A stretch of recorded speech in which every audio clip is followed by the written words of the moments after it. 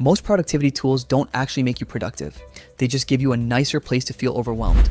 That was honestly my first thought before trying i10X. Because if you're running a business, freelancing, or juggling multiple projects, the real problem isn't laziness, it's friction. Too many tabs, too many notes, too many things half finished, and every time you stop to organize, you lose momentum. That's where i10X comes in. This i10X review is based on actually using it the way most professionals would. Not testing features for fun, but trying to get real work done faster. i10X AI is basically a productivity workspace with built-in intelligence. It helps you capture tasks, break down projects, and keep everything in one place so your brain isn't doing all the remembering. The first thing that stood out was how it helps you break down big tasks.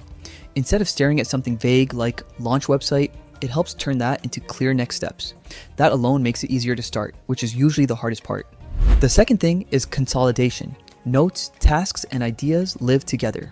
You're not bouncing between 5 apps just to figure out what's going on. That saves more mental energy than people realize. And the biggest benefit is speed.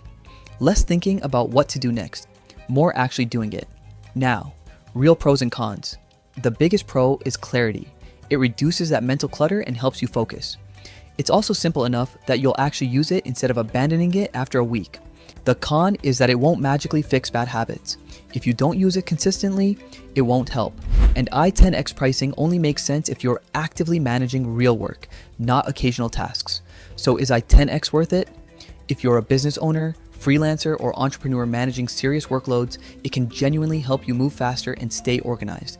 But if your workload is light, you probably don't need it. For people deep in execution every day though, i10X feels less like another app and more like removing friction from your workflow. Thanks for watching. Catch you in the next one.